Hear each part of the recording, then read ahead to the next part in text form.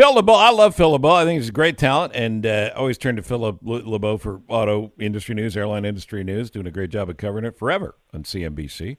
Chicago's own Looming? That's probably not the right word. Lurking would be better. In Detroit to get a handle on this UAW strike, which, could happen at midnight tonight. Good morning, Phil. Good morning, Steve. How are you? Doing fine. Appreciate you coming on. Any realistic chance of calling this off before midnight? I don't think so. To be honest with you, I think the two sides, and I say two sides, it's really UAW and then UAW and Ford, UAW and GM, UAW and Stellantis. They're far apart with each of the automakers. And the big issue is pay. And we've known this is going to be the big issue. They want a hefty pay hike. They have watched other people in other industries get substantially better contracts coming out of the pandemic. They've seen people not in organized labor get huge pay bumps over the last couple of years, and they want their piece of the pie.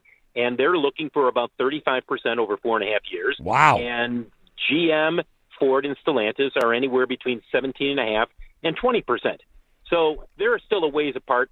My guess is they come together probably somewhere around 24, 25%, but it's going to take some time to get there. How much damage do we do to the economy in the meantime? Depends on how long a strike goes.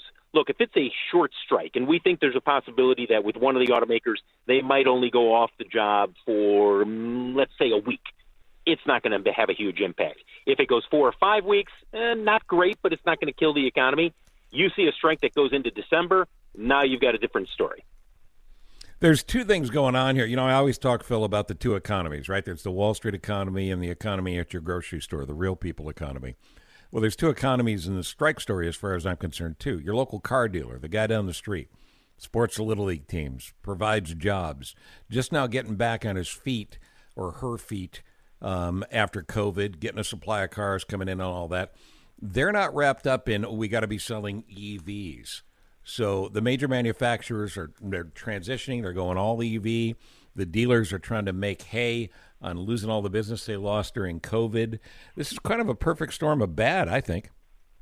Yeah, and it's a tough situation. Look, you can understand the situation for the Ford, GM, and Stellantis from the standpoint of they need to get into the EV business, completely into it, which means investing well over $50 billion over the next all the way through 2026, 2027. And after that, they're going to be investing billions more.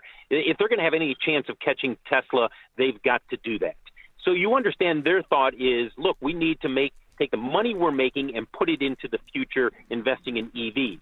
Well, the UAW looks at the fact that these automakers are at record profitability in North America. Profits have never been better.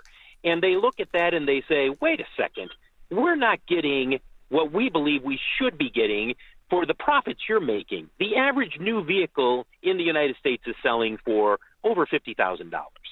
And if you're a UAW member, you look at that and you say, and I'm getting a 3% raise? No, thank you. I think I deserve a lot more than that. So you have two economies talking to each other, not really talking to each other, but two economies at play here in this negotiation. Now, the manufacturers knew this was coming. Yep. And the unions knew this was coming. Could it have been headed off prior to now, or does it have to come down to this? Well, it's like this every 4 years. Everybody knows it's coming. Everybody knows they should probably get out in front of it. It never gets resolved. It always comes down to the last minute, and often it involves some type of a strike. And if there's a strike, by the way, after midnight tonight, it'll be targeted. And what that means is that the UAW is not going to walk off the job in mass at General Motors, where there are just under 50,000 members. What they will do is they'll say, you know what, we're just going to stop production and we're going to strike at this transmission facility in Toledo, Ohio. Try doing final assembly if you don't have transmissions. Right. That way, it helps them preserve their strike fund, but it can cripple an automaker within a matter of days. Yeah, and like you said, and you talk to everybody, and everybody talks to you. It doesn't sound like there's a way to not have this happen now, so that's concerning. All right, Nick or Jane, get in here before we run out of time with Phil. Okay, well, so the union president is calling this a stand-up strike. Is that a nod, then, to the sit-down strike of the 1930s?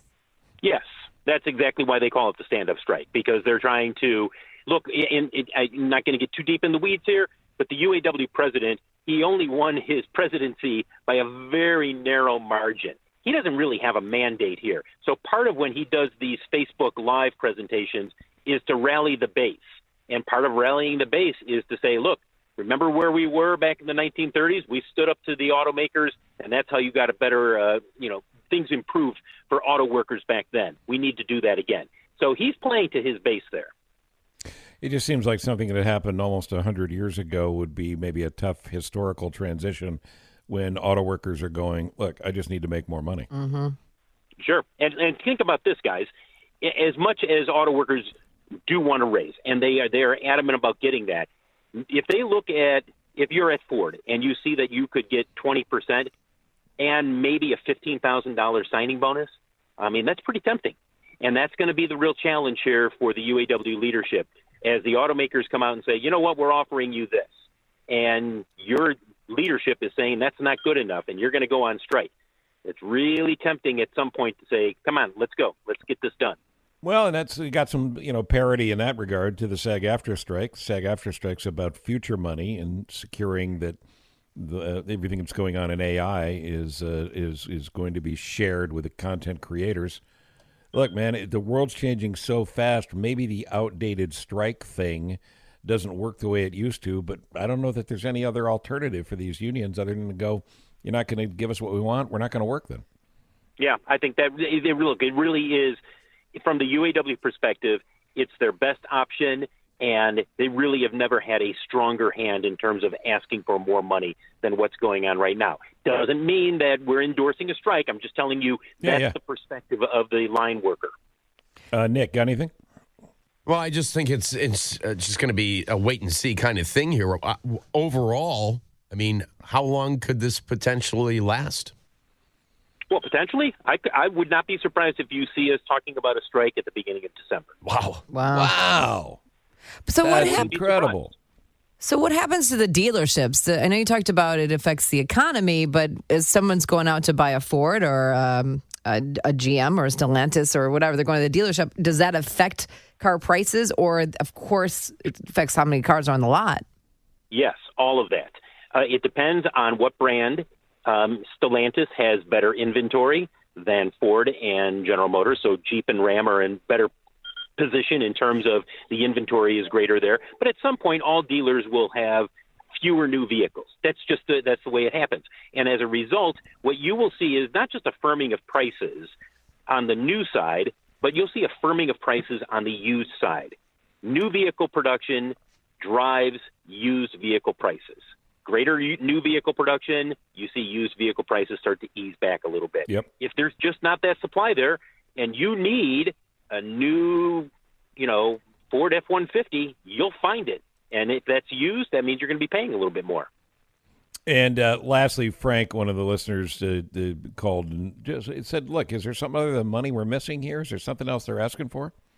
Well, there's other things, but money is the big point here. Look, there are changes in terms of how long it takes a new hire in the UAW to reach the top pay level. The UAW would like a 32-hour work week. That's a non-starter. That's not going to happen.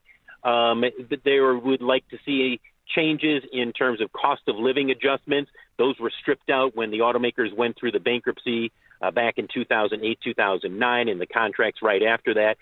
There may be some cost of living adjustments put into the contract, but not huge ones. So the main point here is the pay and obviously the UAW. They always want guarantees that plants are going to stay open. They're not going to get that. I mean, the automakers need that flexibility. Last thing, and we know how busy your day is, so appreciate all your time, Phil LeBeau. But before you go, Wall Street, GM stock, asking for a friend, of course, not me. GM stock's been lagging. It gets a little energy burst, and then it lags again. Ford's been less than impressive. Why have these stocks been down as this has been coming back? Because they certainly, I guess, I'm going to take a hit now. It's all about the future and the expectations of how they can compete when it comes to electric vehicles. They're not making money in them right now, and they won't make money for quite a while.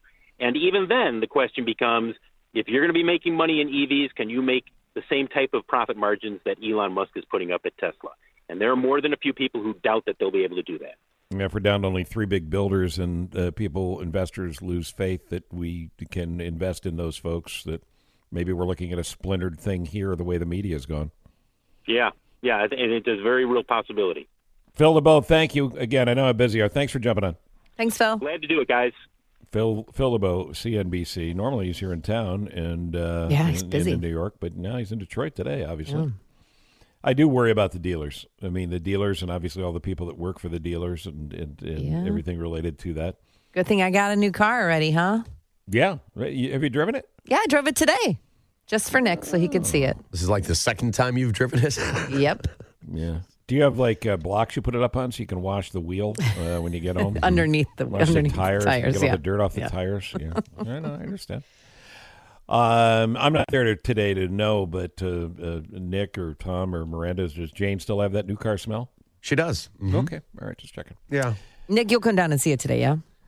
Okay. You got a pair of pliers in the trunk to pull this tooth? Oh, yeah. I'll come down to visit you. That's true. Yeah, she has a rolling dental thing going in the car. It's just one of the accessories. That's what I do when I leave here at 9. That's how you make extra money. Teeth. That's your